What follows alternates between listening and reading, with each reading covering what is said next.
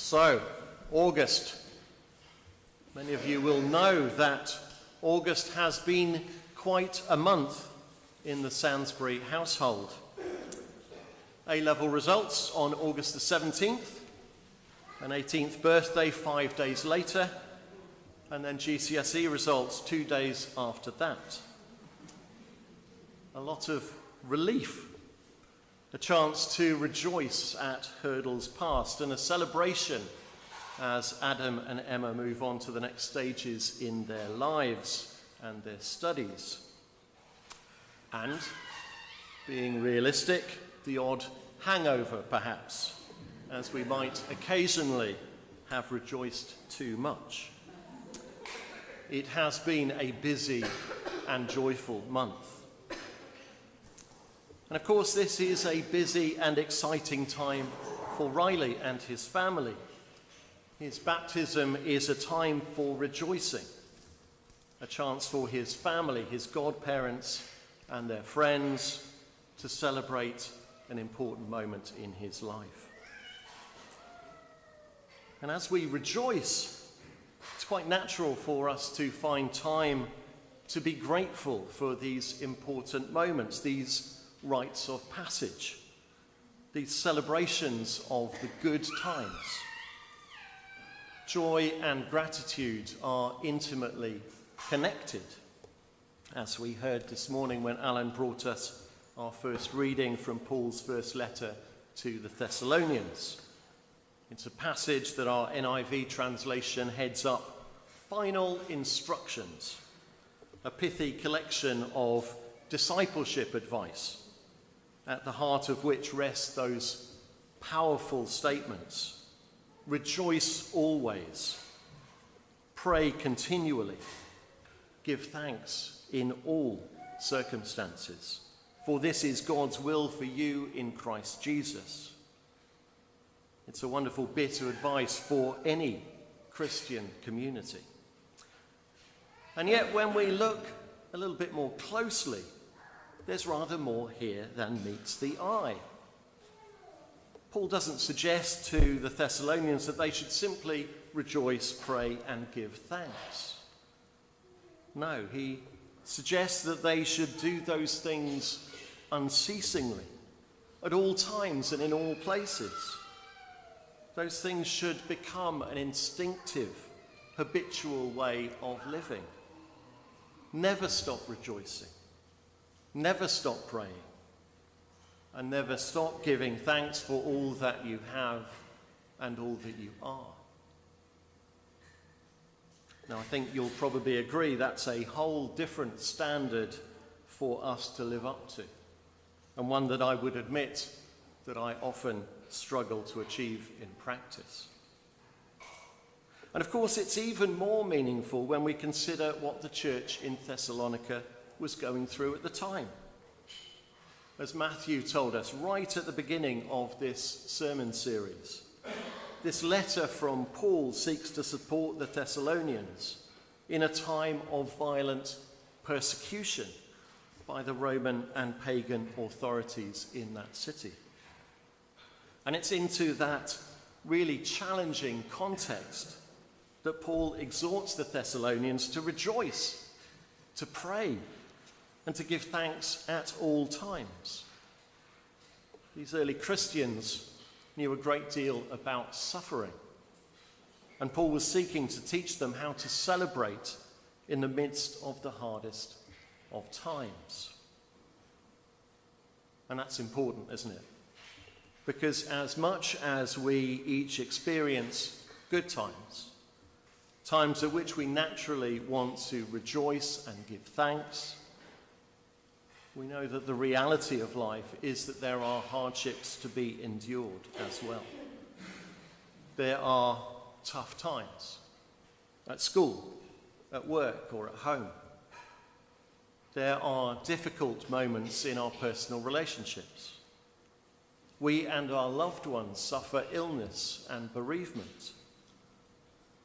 And as a nation, we know that these are challenging times in the midst of a cost of living crisis, a climate crisis, a mental health crisis, to name but three. we know from experience and from common sense that difficult times aren't optional. We know that they are a guaranteed part of our human lives. Times when we will struggle to be joyful and to be grateful.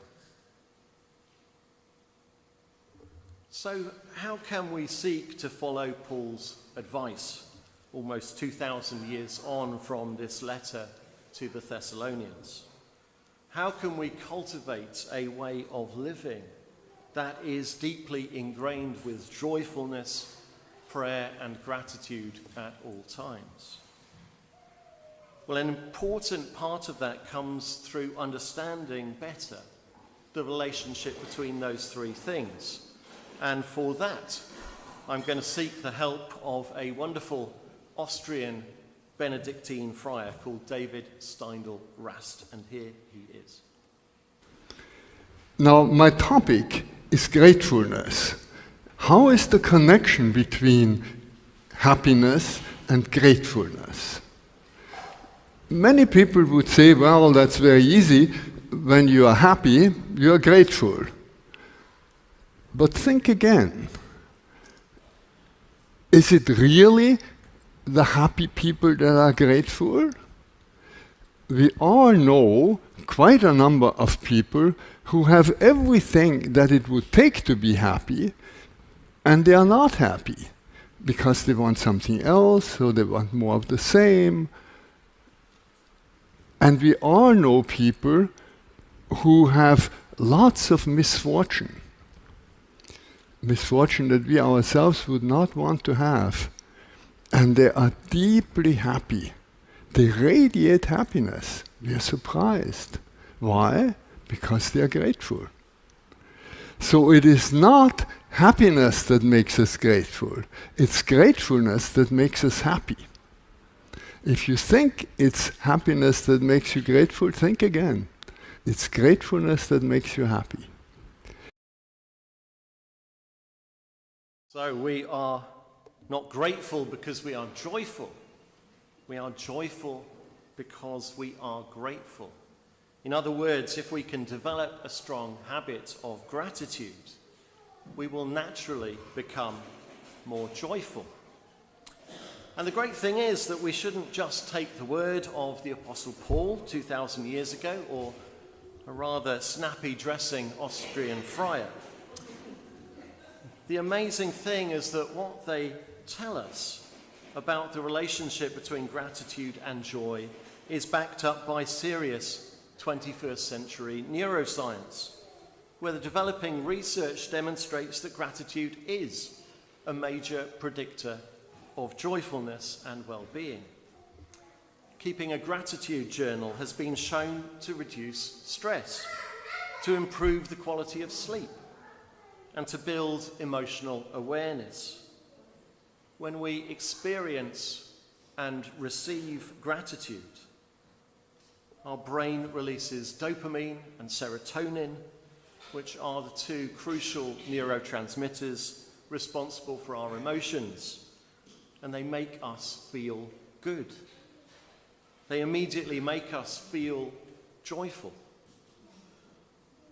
So how do we go about building those habits in practice? How do we create that attitude of gratitude? Well, that's where I think prayer plays a really important role. Many of us will remember Mark Durnley, Sally's predecessor as vicar here, talking about his teaspoon framework for personal prayer. TSP. Thank you, sorry, please. We give thanks, we say sorry to God for the things we've got wrong, and then we ask for his help. And it can be incredibly powerful for us to start our prayers not with a laundry list of things that we want, but with a collection of the things that we are most grateful for. Or we can keep a gratitude journal, writing down at the beginning of each day 3 things for which we are most grateful. And as a life coach explained to me last year, we shouldn't just write it, but we should take a bit of time to really feel it, because that process of internalization helps to maximize the gratitude we experience. And however hard life is at any particular time, however full it is of challenge and pain, I would argue that there's always something for us to be grateful for. To borrow from the deep human wisdom of the Dalai Lama, every day think as you wake up, I am fortunate to be alive.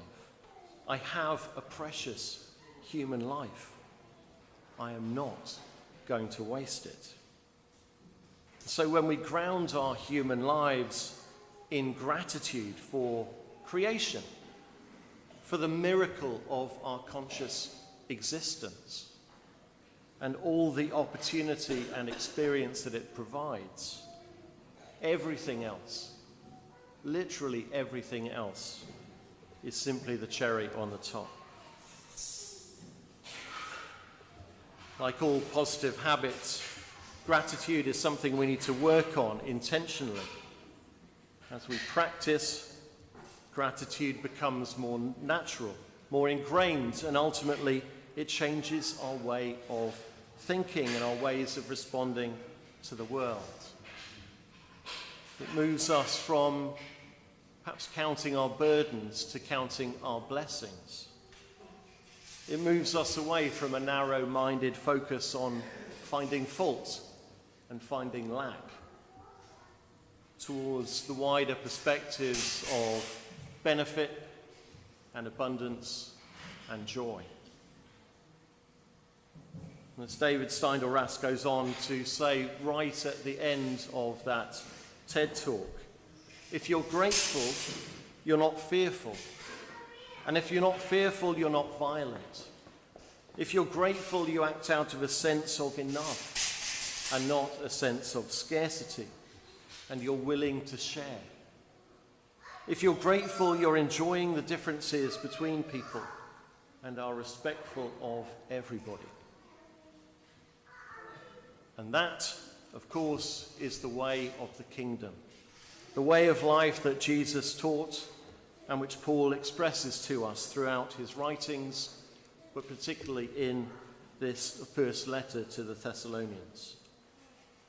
It's the way of life that Jesus modeled to his disciples that led them to recognize him as so wonderfully different, so countercultural, so revolutionary, their and our Messiah. Rejoice always, pray continually, give thanks in all circumstances. This is the way of life to which we are called. And it's the way of life into which Riley is being baptized today. A time for a deep sense of gratitude and joy. Amen. There's always notices. I hope that those of you who are regularly here have noticed a difference in the light. So a few weeks ago, the side aisles had all their lights changed, and on Wednesday, all the lamps here are now LED, all working, all in all the right directions. It's fantastic light here.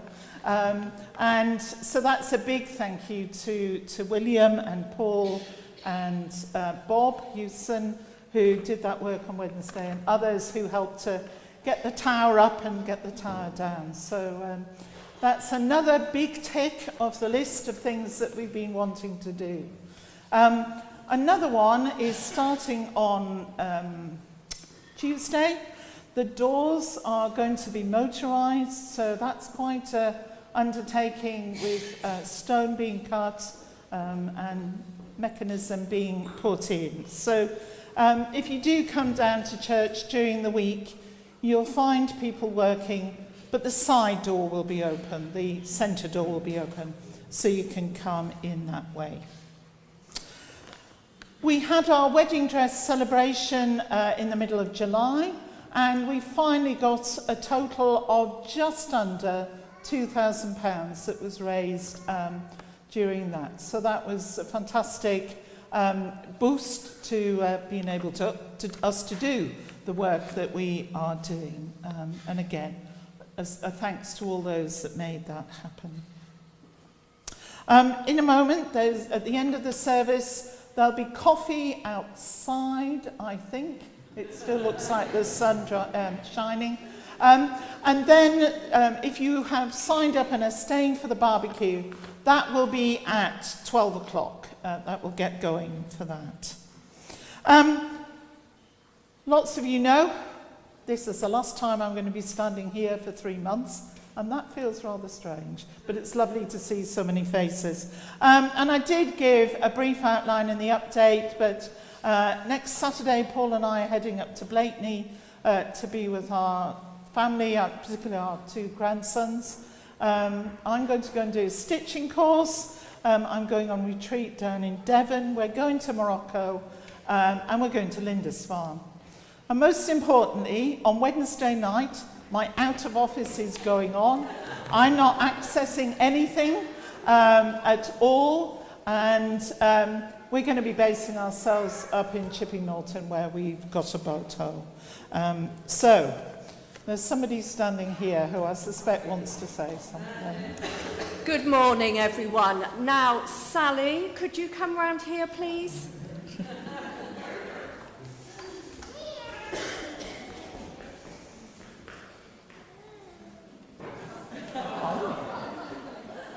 We just have a few things from all of us here which will hopefully help Sally have a wonderful, peaceful, relaxing, fun sabbatical.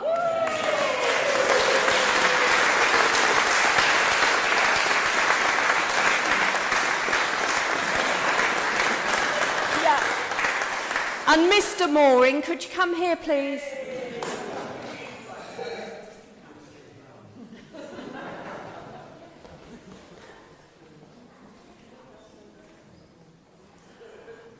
We think he may need at least a bottle of one of these. So this is for you as well, Paul. Thank you very much. Best of luck. Put the rest of the case in my boot, will you? All right, well done. Thank you. I turned to Paul and said, another bag. So this is from the shop. And I have rather a lot of bags, but green is my colour. So thank you very much for that, and I will open these at leisure and will enjoy this as well. So I will be praying for you. Please be praying for us in this time. Nadine and Peter in charge. They run out the door now, but yes. And I will see you on Advent Sunday.